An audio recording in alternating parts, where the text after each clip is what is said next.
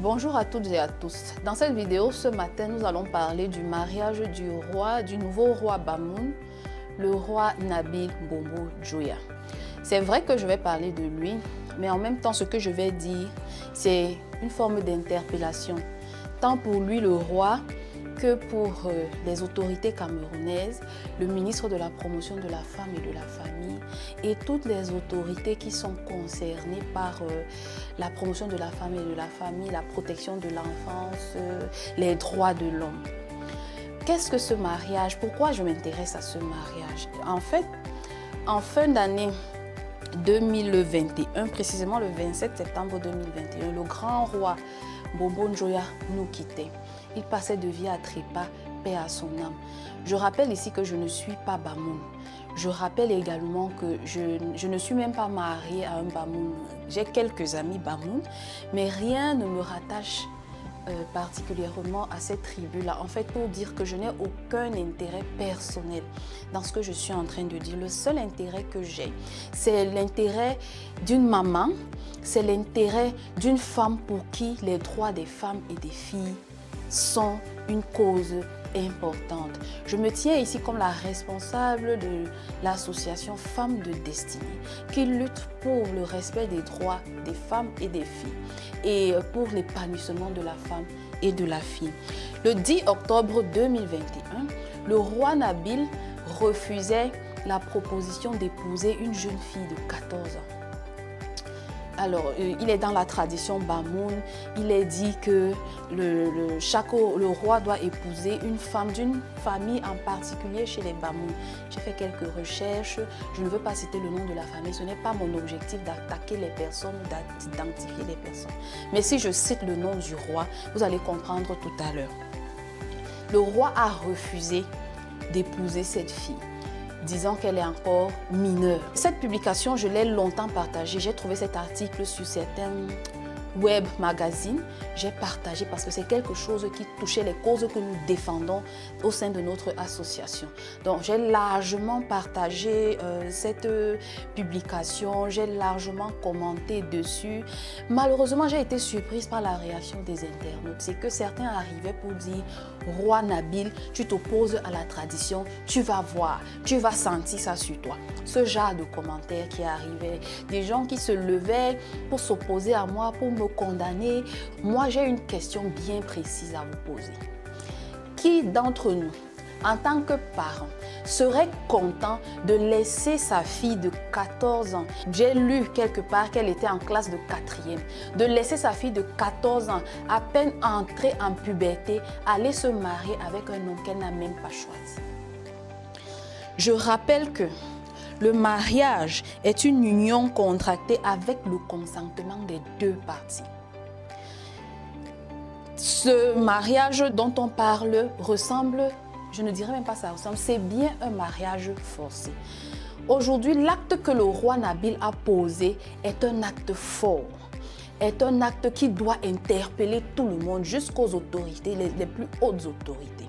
Je vais remercier le roi Nabil, dire merci au roi Nabil et lui demander de continuer dans sa communauté à combattre ce fléau qui détruit non seulement les vies, qui traumatise les jeunes filles, qui traumatise les mamans, qui traumatise les familles. Posons les bases pour des familles saines.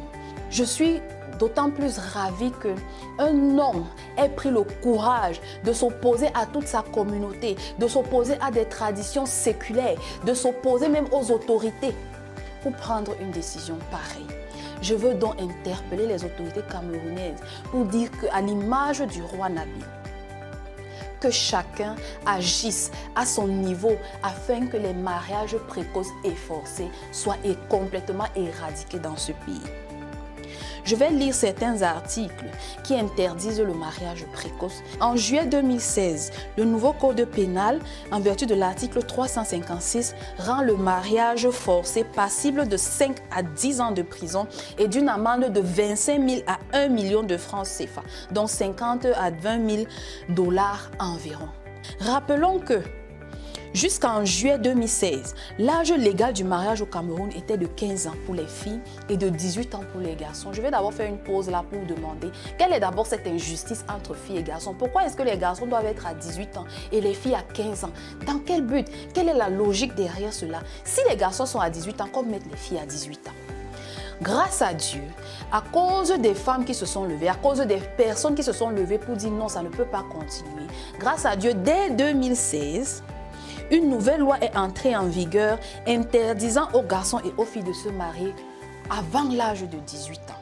Merci parce que cela, la loi a changé, la loi a évolué. Cependant, nous interpellons, nous militons, nous supplions même les autorités afin que l'âge du mariage, tant pour le garçon que pour les filles, puisse être ramené à 21 ans de la majorité civile au Cameroun.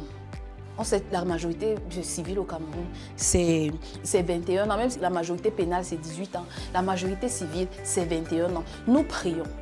Madame la ministre de la promotion de la femme et de la famille, chers parlementaires, particulièrement les parlementaires femmes, vous êtes assis au Parlement. C'est également pour combattre pour ces causes qui minent la vie des femmes, qui sont un problème pour la condition et la considération de la femme et de la fille au Cameroun. Nous militons afin que l'âge légal du mariage soit ramené à 21 ans, qui est la majorité civile au Cameroun. Nous militons également parce que lorsqu'on dit le mariage est interdit pour garçons et filles avant l'âge de 18 ans, ça c'est ce qui est légal. Mais dans la pratique, ce n'est pas le cas. Dans beaucoup de cultures camerounaises, dans beaucoup de communautés camerounaises, ces mariages forcés et précoces continuent à exister plutôt dans les communautés religieuses et les communautés traditionnelles. Donc les mariages religieux, les mariages traditionnels. En passant, je suis professeur des lycées, dans un lycée de la place dans la ville de Yaoundé. Avant d'être à Yaoundé, je suis revenue à Yaoundé par regroupement familial parce que mon mari est employé à Yaoundé. Donc pour un regroupement familial, il fallait que je le retrouve. Mais avant ça, j'étais à l'extrême nord. Et je me souviens qu'à l'extrême nord, très souvent vers le 2e trimestre, lorsque vous faites l'appel, c'est pendant que vous faites l'appel que vous remarquez des absences de jeunes filles entre 12 et 15 ans. Vous appelez telle absente, elle est partie en mariage. Vous appelez telle absente, elle est partie en mariage. Les mariages forcés et précoces sont des causes de désertion et d'échec scolaire.